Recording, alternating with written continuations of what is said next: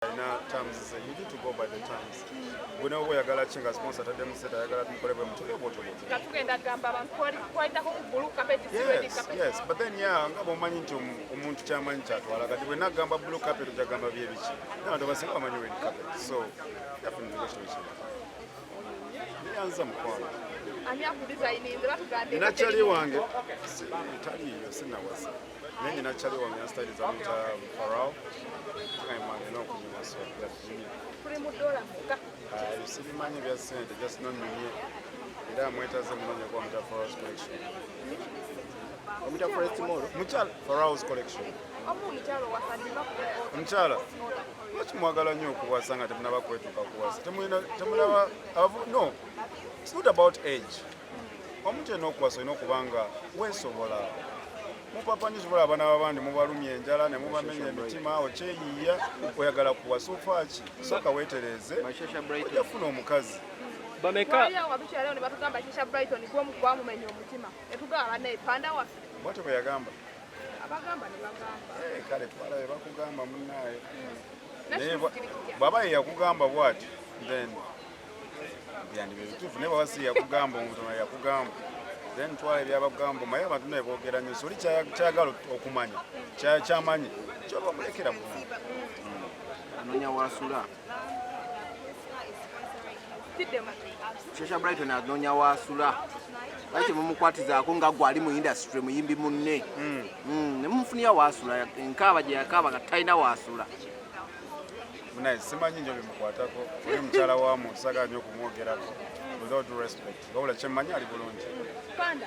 oluyimba lw'empere empere kayimba kakutte nnyo omwana kakafuluma mu nnaku bbiri kali everywhere so bafani bange namwebaza bakoze challenges ku TikTok mwebale nnyo naye bangi ababadde batambula ne bagamba Kristo Panda okuyimba kwasigale mu kutivi ennyo kati omanyi kyoba bagamba tebaddamu kubaseteza video na za audio ewatuufu ogwawa wamma sina kugwa wantu wonna watuufu kyenjagala kyenkola obulamu bwange sente zange nkeera nentu yanengera nezikola wenjagala oziteka wenjagala gwe kiba kikulumirawo gwoba oli atusobola okuyimba oyimbe kute sente zange zitadde mu music because that's what I want bwe okwata sente zo n'ogula olugoye nali nkubuuzaako lwaki oguza olugoye because that's what you want nabo bajjawo olugezigezi n'okumanyira obulamu bw'abantu buli omu ali ku nsi n'alivinga bulamu bwe bwe naafa si gojja okufa omumwa gwange wali abantu abayagala okwogera nga tasobola nga mugagga mu vundu tasobola kwogera nze Katonda yampa omumwa kanguyimbemu ebinyumira n'abantu abanjagala kuba tonjagala abantu bajjawo olugezigezi ku kariya z'abantu lwaki gwontegera nyina omutwe singa nali njagala Katonda gwontegerere Katonda yanditugasse emitwe obwongo ne bubanga butambulira mu mitwe ebiri kyekyatwawuza emitwe abantu bagala nnyo okwefuula abagezi mu bulamu bw'abantu mulekerawo okwefuula abagezi mu bulamu bw'abantu era mugezi bino mu bulamu obwo abantu abamu oli oyinza okusanga bambi kyenkola takisobola naye nga tiyandyagadde okikola naye nga just yeetya banandaba batya naye nze seetya bro nimba binyumira abanyumiddwa ne banyumirwa oli bw'agamba nti Panda sigala mu kupresentinga aba mukyamu naye asigale mu nju ye asigale mu layini ye nange nsigale mu layini yange gwe lwaki omwelingiriza ebyange gwe bwowuli olimala nga balukubye ku radio gijjeeko bwowuli olimala nga balukubye ku TV gijjeeko batonjagala leka abanjagala bo bawulirize nze nali nkugambye ko lalizeko ewona egamba lwaki olidde ebutula lwaki olidde ennyama tositati nti bantu kwegezewaza kwefuula nti bategeera nnyo obulamu bw'abantu naye oba tomanyi nnyo sikumiitingako tewefuula nti omanyi nnyo ndaba bulabi nyumira obulamu bwonange nyumira obwange bwe naafa ojagamba kale boyi yafudde kikuveeko ogende nenze nyumira bulamu wange koze nkyali mulamu nebaza Katonda okumpa obulamu n'omumwa n'eddoboozi waliwo abaagala eddoboozi nga tebasobola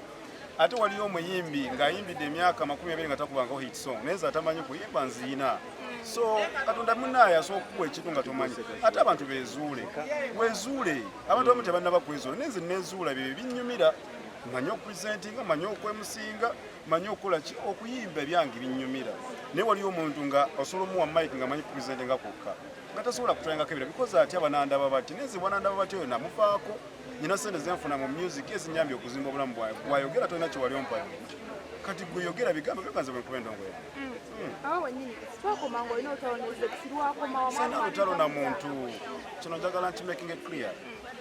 nga naawe bw'onaatandika aka business school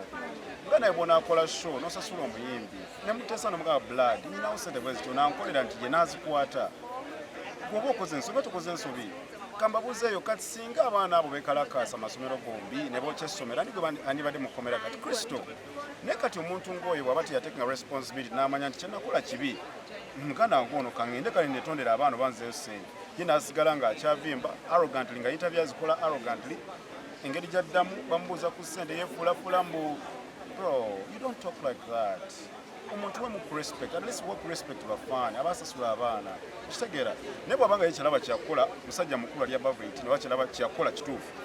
yentegeerayo endowooza naye nze ng'omuntu alaba si kirungi naye era nze nali nsuubira nze engeri gye ndowooza nali nsuubira ye act mature because muntu mukulu naye bwaba bwatyo byakola ezo sente bakola nkole kansuubire one day sente bakalizamuzimbamu bayazikolamu ekintu nekimuzimba bwaba yazikolamu ekintu kyonna kamusabire kirande naye ensi eno teyaza sikyazagala azisigaze wabula nti nali musabye oba asigaza sente aveeyo yetondera abaana bafaani abaana babawa sente mwana wakwata pocket money n'asasula show kitegeeza ayagala kulaba muyimbi obwatajja abeera disappointed kati gwe bw'otajja ate gwe nawe n'osigala ng'okyavimba ego abayimbi abamu balina ego z'ekisiru kakkana ogamba abaana bannaye saasobola because of A and B naye teweetonze olaga nti oli wakabi kale omanye ensi eno ekyuka bweti sikolima no honestly nze nakita kyovula saagala kyogera sisobola kuddamu kola interview after this saagala abantu bakyemuzaako naye bapulisenta tebaddamu kyemuzaako bamubuuze ye ng'omuntu balabe entegeerayo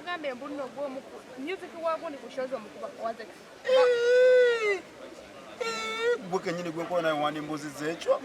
nze ne bwaba feemu ng'alina oluyimba mu lockdown omenya omuyimbi gwe twasinga promotinga it was Zex